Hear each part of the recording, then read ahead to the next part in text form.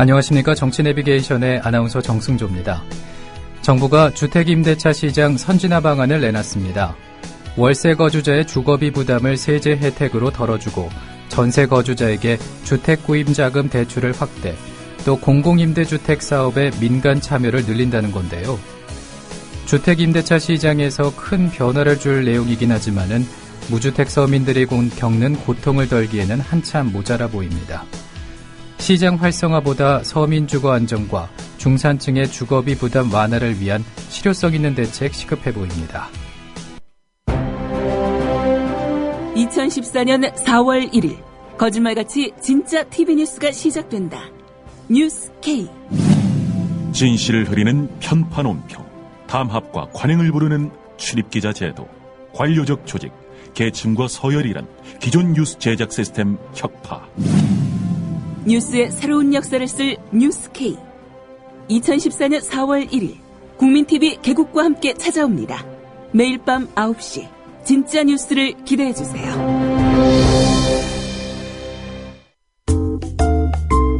안녕하세요. 국민카페 매니저 정현진입니다. 커피가 다른 카페에 비해 퀄리티가 아주 좋다는 걸 자부할 수 있습니다.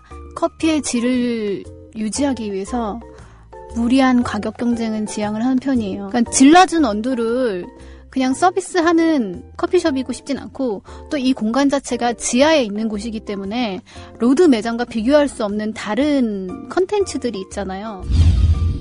어디서나 맛볼 수 있는 커피라면 차라리 봉지 커피를 타드리겠습니다. 깊은 맛, 아늑한 공간, 여러분을 기다립니다.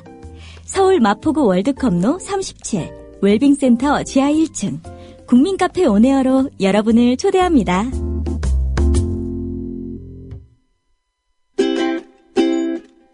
자기, 아이폰 줘봐. 좋은 거 깔아줄게. 어이, 김씨, 갤럭시 S 내놔. 이거 내내 켜놓고 다녀봐. 좋아. 국민TV 라디오 스마트폰 앱을 깔아주세요. 혼자 듣기 아까운 방송 모두에게 골고루 듣게 해주세요. 아이폰은 앱스토어에서, 나머지 안드로이드폰은 구글 플레이에 접속하셔서 팟빵을 입력하시고 팟빵 앱을 다운받으세요. 국민TV 라디오가 언제 어디서나 깨끗하게 들립니다. 어때? 좋지? 이게 진국이요.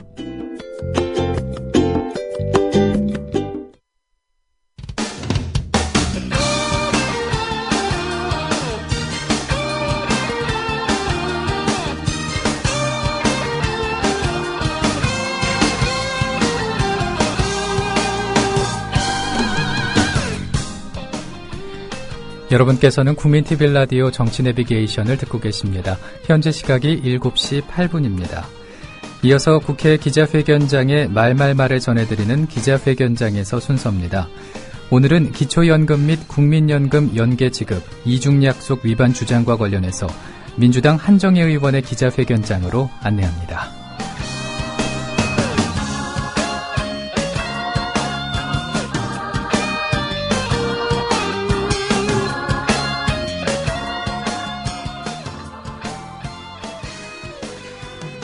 기초연금, 국민연금 연계는 대선 공약 위반이자 국민연금 개혁 합의 위반의 이중 약속 위반입니다.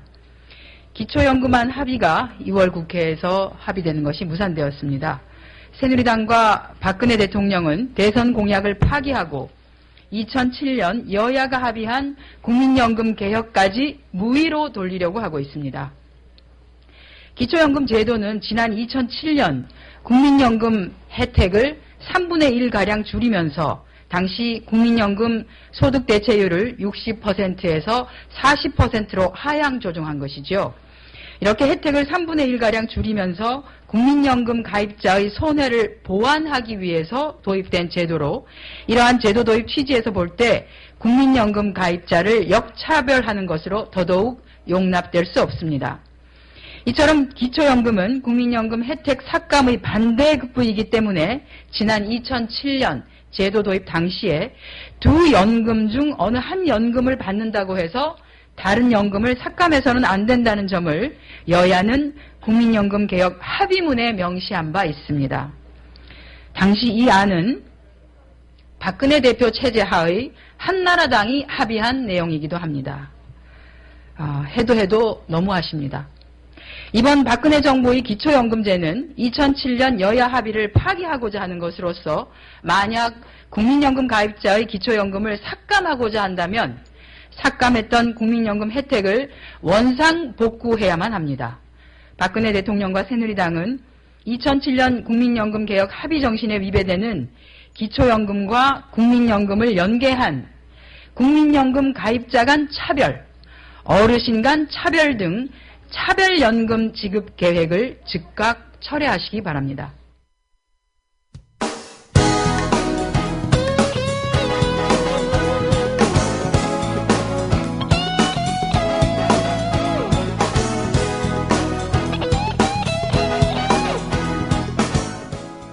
현장성과 깊이가 다른 정치 해설.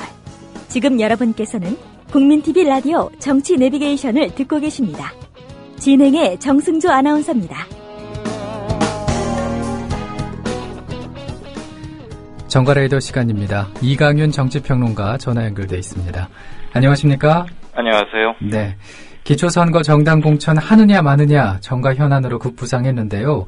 네. 안철수 의원과 민주당 김한길 대표 오늘 만나죠? 네. 안철수 신당에서 우리는 기초선거는 정당 공천 안 하겠다. 이렇게 먼저 선수를 치고 나와서 주도권도 쥐고 명분도 쥐는, 물론 일부에서는 그럼 안철수당 후보라는 말을 못 쓰게 된다는 거냐, 그래서 그러면 안철수당으로 나가려고 그랬는데 안 나가야겠다, 이렇게 이탈하는 사람도 좀 있기는 합니다만 어쨌거나 명분은 얻었죠. 네. 근데 민주당이 좀 미적됐어요. 이거 가지고 두 번이나 공조하자 이렇게 만나서 악수하고 다짐하고 했는데, 그래서 오늘 다시 만나서 은근히 압박을 할 겁니다. 민주당도 정당 공천 포기해라. 그러면 당연히 새누리당에게도 큰 압박이 되겠죠. 어저께 안 의원이 세게 말했습니다. 민주당이 여기에 동참하지 않는다면 앞으로 개혁을 말할 자격이 없다. 당연히 안철수 의원 지금 명분 얻고 있고요. 오늘 회동 결과 민주당에서 아마 썩 내키거나 당내 사정이 조금 복잡은 합니다. 국회의원들 원래 자기 밑에 시의원이고 뭐고 이렇게 두고 싶어 하니까. 네. 그런데 명분에서 밀리기 때문에 민주당이 여기서 기회를 놓치면은 아마 많이 좀 힘들어질 거예요. 그래서 조금 전향적인 결과가 나오지 않을까 이렇게 예상은 됩니다. 안철수 의원이 새누리당 황우여 대표와도 만나자고 말은 해놨는데 만나질 것 같지는 않습니다만 새누리당이 또 계속 무시하기도 뭐할 거고, 민주당이 오늘 안철수 의원과 함께 뒤따라서 우리도 공천 안 하겠다 이렇게 되면은 6.4 지방선거 앞두고 커다란 빅 이슈로 부상할 겁니다. 네. 그리고 이 새누리당 정몽준 의원이 서울시장 출마를 한다 안 한다 말이 많았었는데 네. 결국 서울시장에 출마를 하는군요. 네네. 오늘 3월 2일 출마 선언한답니다. 그날 날씨 예보가 어떠느냐 이렇게 묻는 거 보니까, 그러는 거 보니까 서울광장이나 어디 청계광장 이런 어디 밖에서 할 모양입니다. 출마 네. 선언을. 문제는 이걸 거예요. 박근혜 대통령의 마음이 어디 있느냐라는 이른바 박심 논란. 집권 여당에서는 항상 대통령의 마음이 어디가 있느냐, 그래서 성을 따서 무슨 심 논란 이런 게 늘 있어 왔는데, 한국 정치가 벗어나야 할 대목이자 또 아직은 이 영향권에서 있을 수밖에 없는 숙명이자 숙제이기도 합니다. 네. 그런데 정 의원이 박심이 어디 있느냐 요거 하나 문제가 될 거고요. 당내 경선에서 만약에 김황식 후보한테 김황식 후보 아직 공식 선언 안 했습니다만 지금 나올 가능성이 대단히 높거든요. 네. 당내 경선에서 졌을 경우에 정치적 상처는 대단합니다. 그리고 설령 이긴다고 해도 본선에 올라가서 지금 박원순 시장은 나올 건 확실하니까 대진표가 어떻게 짜여지느냐에 따라 달라는 지겠습니다만, 본선에서 이기나 지느냐에 따라서도 정 의원의 정치적 앞날에 큰 분수령이 될 겁니다. 이분은 워낙 돈이 많다니까 사는데 걱정은 없겠지만, 아무튼 요번에 정치적으로는 도박을 세게 하는 겁니다. 김황식 전 총리 앞서 말씀해 주셨지만 그쪽의 네. 움직임은 어떻습니까? 예, 이분도 좀 미적미적하면서 나를 좀 추대를 해주면 좋겠다 이런 추측 소식들이 나오고 하니까 그런 거 아니다. 나 경선도 괜찮다 이러고 이제 그러다가 지금 현재는 미국 가 있는데 원래는 4월 달에 오게 돼 있었는 예정이었는데 좀 땡겨서 다음 달 중순쯤에 들어오신답니다. 네. 출마하지 않으면 그렇게 서둘러서 들어올 이유가 없죠. 그런 거 기자들한테 나 먼저 갈게 이런 소리 할 필요도 없고요. 이분도 나올 게 확실해 보이는데 지금 친박계에서 김황식 전 총리를 민다. 또는 청와대에서는 정몽준 의원보다는 김황식 전 총리를 더 좋아한다. 뭐 이런 소리들이 좀 무성합니다. 네. 일리 있는 수군댐입니다. 왜냐하면 서울시장 자리는 바로 차기 대선 후보로 직결이 되는데 차기를 노리는 사람은 현재 집권자와 일정 부분 각을 세워갈 수밖에 없는 거거든요. 그래야 좀 차별성이 확보되는 거 아니겠어요? 네. 그런 점에서 정몽준 의원보다는 김 전 총리를 현 집권 여당 센 사람들이 모여있는 측에서는 좋아할 수도 있습니다. 아무튼 대단히 관심입니다. 그 대진표별 지지율이 궁금한데 여론조사 결과들 한번 살펴볼까요? 예, 여론조사 이거 참 말씀드릴 때 항상 조심스러운데요. 이거에 너무 일희일비하거나 누가 이겼구나 이렇게 단정할 건 아니고요. 요 조사 시점에 또 조사 기관별로 조금 차이는 있는 것을 감안해 주고 들어주십시오. 네. 먼저 MBC가 리서치에 의뢰해서 지난 2월 25일 조사한 겁니다. 700명이었고 95% 신뢰 수준의 플러스 마이너스 3.7%인데요. 정몽준 후보가 됐을 경우를 보니까 정몽준 41.3, 박원순 35, 그다음에 안철수 진영 6.1 이 정도로 나왔고요. 네. 김황식 전 총리로 대입을 해봤더니 김황식 31.6, 박원순 40.1, 새정치 후보는 누군지 모르지만 5.6. 그다음에 이해운으로 해보니까 이해운 25.6, 박원순 42.6, 새정치 9.1. 정몽준 후보가 박원순 후보를 이기는 걸로 나오니까 아마 정 의원 좀 이런 거에 고무됐을 거예요.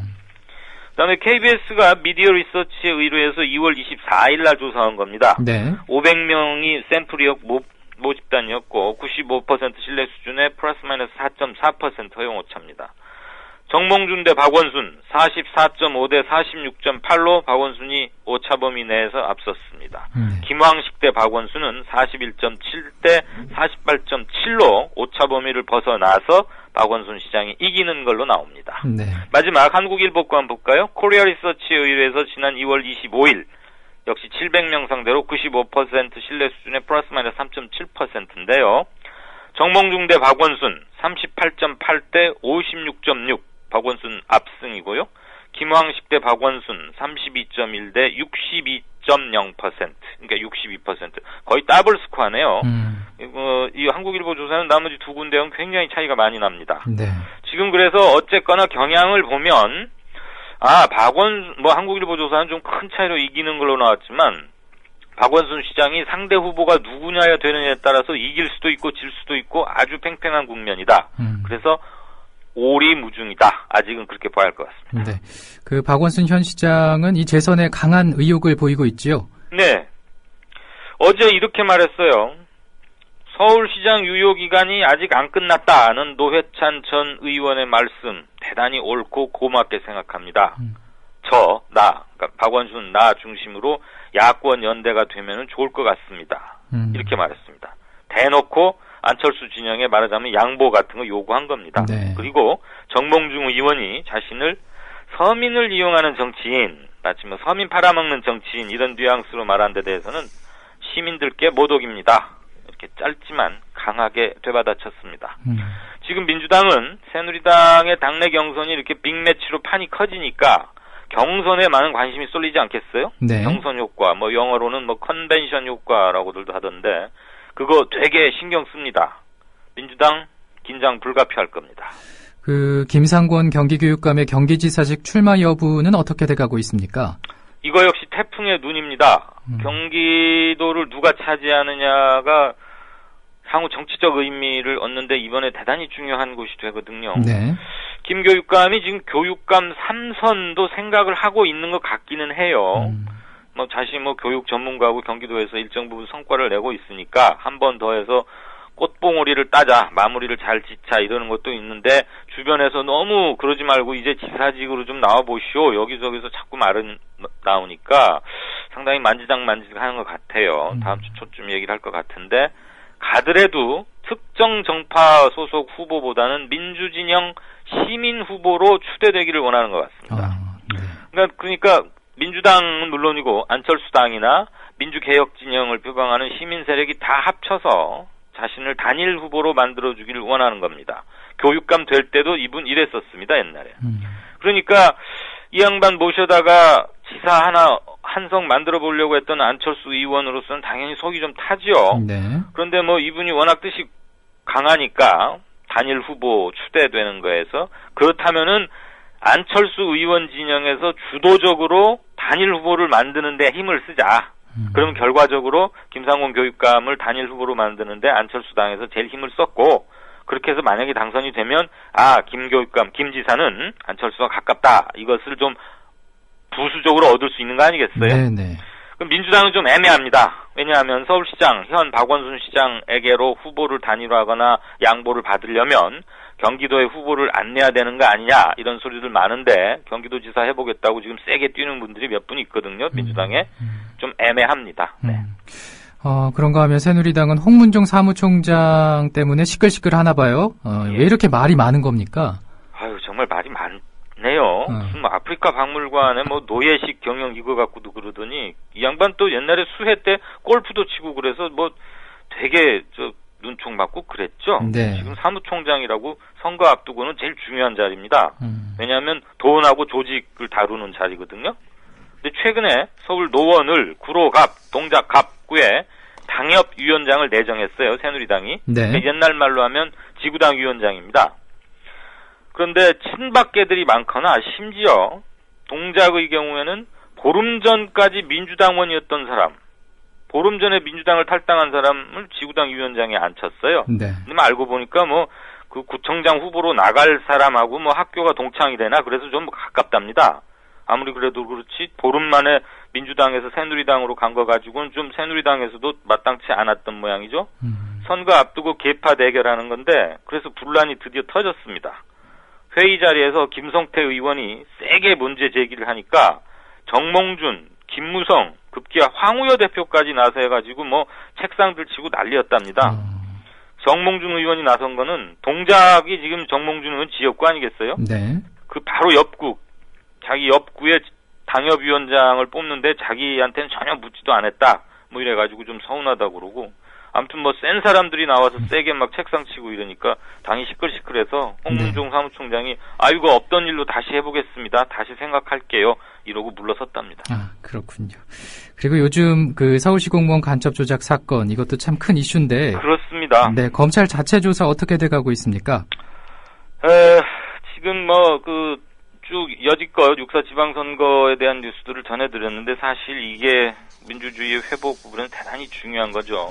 지금 검찰이 어떻게 된 건지 진상조사를 하고 있지 않습니까? 네. 진상조사팀을 총괄 지휘하고 있는 윤갑근 대검찰청 강력부장이 말하기를, 국정원의 보고서를 통해서 큰 틀에서는 조사 범위가 압축됐다. 그러니까 조사 대상으로 특정되는 사람도 있고 일부 추가로 조사를 검토하는 사람도 있다. 이렇게 말했습니다. 어쨌거나 국정원이 써낸 자체 보고서를 토대로 일단 조사하고 있다는 건데요. 네. 국정원은 보고서에서 중국 공문서 위조는 없었다고 또 한 번 주장했답니다. 해당 보고서에는 증거 조작 의혹의 핵심 고리로 지목되어 온 선양 주재 총영사관 이인철 영사, 이 국정원 파견 영사입니다. 소속이 국정원이죠. 외교부가 아니고. 이 이인철 영사의 진술도 물론 포함되어 있습니다. 검찰은 사법 공조나 수사 공조 등을 통해서 가장 정확히 알고 있을 중국의 협조를 받아내는데 온 힘을 모으고 있습니다. 그런데 이미 중국 정부가 공식적으로 자신들의 입장을 밝혔기 때문에 우리 검찰이 얻고자 하는 자료를 서면 물증으로 이렇게 확실히 줄지는 아직 좀 애매합니다. 네. 한편 천주교 인권위원회는 어제 이 사건과 관련해서 검사 2명과 국정원 소속으로 중국 선양에 파견돼 있던 이인철 영사 등을 국가보안법상 무고, 날조 혐의로 서울중앙지검에 고발하기도 했습니다. 네. 노인들에게 매달 20만 원씩 드리겠다던 새누리당의 공약이 파기됐는데, 네, 이 수정안 오늘 국회 본회의 처리 전망 어떻게 보면 좋을까요? 이게 이제 제정이 되는 거죠. 처음 만들어지는 거죠. 이거 가지고 워낙 말이 많고 공약 파기까지 됐었는데 결론부터 말씀드리면 그렇게 별로 밝지 못합니다. 오늘 제정이 안 되면 애초 7월부터 지급하려고 했던 거 연기가 불가피합니다. 가장 큰 쟁점은 국민연금 연계하느냐입니다. 네. 여야가 가파르게 대립하고 있는데 새누리당은 국민연금에 연계를 해서 65세 이상 노인 어르신들 중 소득의 하위 70%, 그러니까 뒤에서부터 70%, 여기에 해당하는 돈 좀 있는 앞에 30%는 빼고요. 이분들에게 월 10만 원에서 20만 원을 차등 지급하겠다는 거고, 민주당은 국민연금에 연계한다는 건 말이 안 되는 소리다. 이거 도저히 안 된다. 만약에 꼭 연계를 해야 한다면 지급 대상과 지급액을 늘려라. 이렇게 주장을 하고 있습니다. 네. 새누리당과 정부는 일괄적으로 20만 원씩 원래 주겠다는 게 공약이었는데, 그렇게 하면 뒷세대에게 부담이 가니까 공약 파기는 불가피하다 이렇게 말했지 않습니까?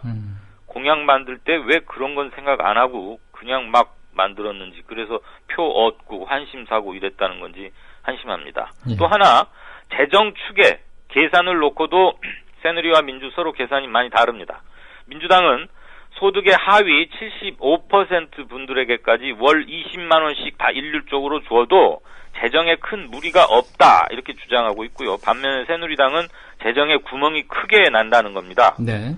그런데 말이죠, 이런 거 고등수학이 아니거든요. 단순 산수입니다. 두 당이 왜 이렇게 셈이 크게 다른지, 한쪽은 괜찮다 그러고 한쪽은 구멍이 뻥 뚫린다는 거 아닙니까? 국민 앞에 숫자 자료를 다 공개하고 각자 산수 시험 한번 보아봤으면 좋겠습니다. 네. 시간이 한 30초 정도 남았습니다. 네. 네. 박근혜 대통령이 취임 1주년을 맞아서 담화문을 발표했는데 민감한 문제들 다 빠졌다면서요? 예. 뭐 이른바 안고 없는 찐빵이다 이런 말도 누구 하던데요. 대표적인 거 이런 겁니다. 종교인들한테 세금 물리느냐 마느냐, 종교인 과세 문제, 대학들 통폐합해야겠다, 경쟁력 확보 차원에서 이런 전통적인 논쟁거리이자 논의를 더 이상 미룰 수 없는 긴급한 과제들 중 상당수가 누락됐습니다. 네. 대통령 담화 6일 전에 미리 공개한 초안에는 이거 말고도 40여 개의 정책 과제가 더 있었거든요. 네. 왜 뺐느냐? 아무래도 지방선거가 코앞에 닥쳐 있으니까 눈치를 봤을 겁니다. 민감한 문제들 언급하자면 어느 한쪽 입장 표명을 해야 될 거 아닙니까? 네. 종교인 과세 하겠다 또는 말겠다 뭐 이래야 되는데, 그러다가 표 떨어지는 소리 우수수 들릴 게 뻔하잖아요. 네. 그러니까 눈치만 보는 건 이제 선거판의 후보지 국정 운영은 아닙니다. 네. 국정 운영 세력이 됐으면, 즉 집권을 했으면 네, 욕먹더라도 할 일은 해야 하는 겁니다. 네. 그게 집권의 목표고 국정 운영입니다. 네, 오늘 여기까지 듣겠습니다. 고맙습니다.